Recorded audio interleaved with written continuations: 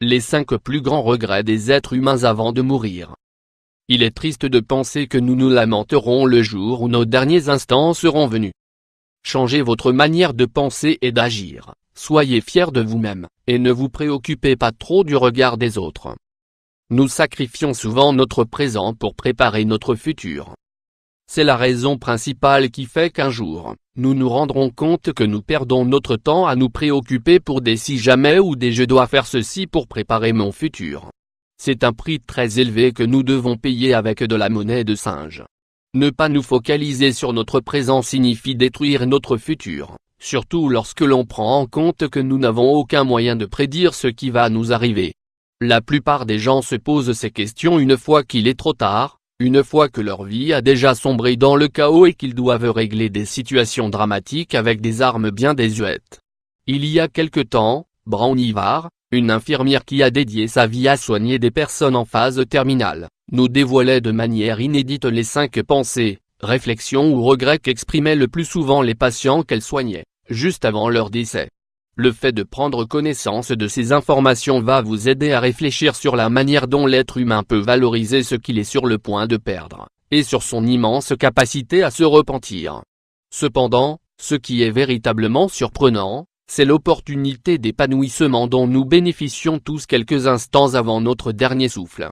Échelle 387 x 252. Le fait d'être conscient de tout cela peut vous laisser une saveur aigre douce dans la bouche, une impression pleine d'espoir sur la faculté que nous avons de toujours avancer dans la vie, et une sensation de tristesse provoquée par l'inéluctabilité de notre destin.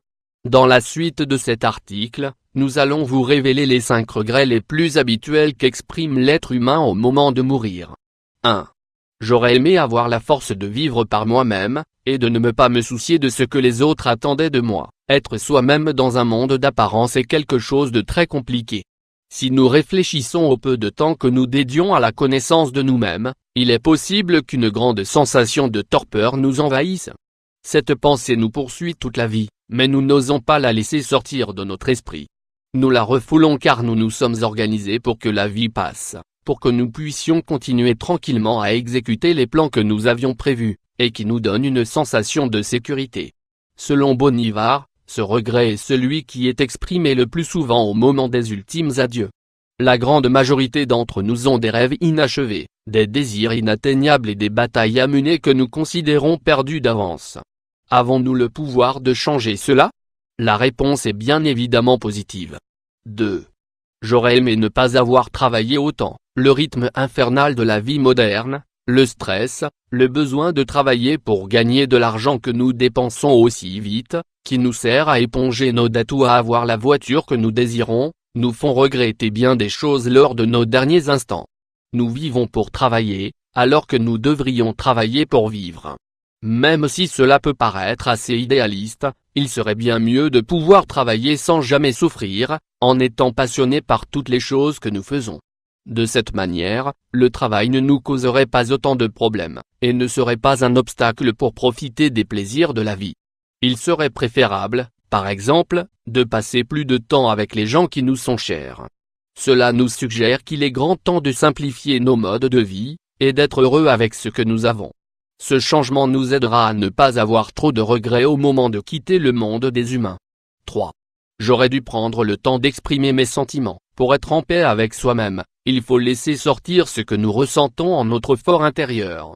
Combien de choses perdons-nous car nous avons peur de quitter notre zone de confort?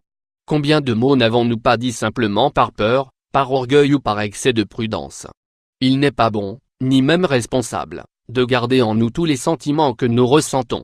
Nous sommes nés pour nous exprimer, il est grand temps de le faire. 4. J'aurais aimé ne pas perdre de vue mes amis. Le manque de temps, les conflits et les changements de vie font que nous nous éloignons parfois de nos amis les plus proches. La vie quotidienne que nous menons ne nous facilite pas les choses. Avoir des amis, et les garder, est une tâche très compliquée, mais à laquelle nous ne devons surtout pas renoncer.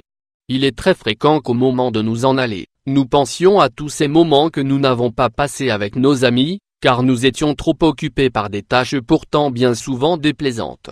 Certaines personnes gardent à jamais notre amitié et notre affection, nous devons profiter de leur présence tant que nous le pouvons. 5. J'aurais aimé être plus heureux. Dans la poursuite incessante du bonheur, nous finissons par détester le chemin que nous empruntons. Nous pensons que notre bonheur dépend de nos succès, mais nous ne nous rendons pas compte qu'être heureux ne s'obtient pas en arrivant quelque part, car c'est avant tout une attitude, une manière de vivre. Dans les instants qui précèdent la disparition d'un être humain, il se rend bien souvent compte que la clé du bonheur se trouve dans les décisions difficiles qu'il faut prendre au quotidien, et qui nous permettent de vivre une vie plus remplie, plus grisante. Les écrits de Brownie-Var peuvent vous inviter à une intéressante réflexion sur le sujet. Les gens mûrissent beaucoup lorsqu'ils font face à leur propre mortalité. J'ai appris à ne jamais sous-estimer la capacité des gens à mûrir. Certains changements peuvent être phénoménaux. Chacun d'entre nous expérimente une variété d'émotions, comme on peut le deviner, du déni, de la peur, de la colère, du remords, encore du déni, puis finalement, de l'acceptation. Chaque patient trouve la paix avant de s'en aller. Ces paroles transmettent beaucoup d'espoir et de sérénité face à la mort. Le fait de penser que nous arrivons à concevoir et à accepter notre propre départ, nous amène à une seule conclusion possible: le processus d'acceptation de la vie est nécessaire pour être en paix. La vie n'est pas ce que nous concevons, ou ce que nous imaginons. C'est ce qui est en train de se passer en ce moment, ici et maintenant, pendant que l'on essaye bien souvent de se défaire de son passé, ou de prévoir son futur.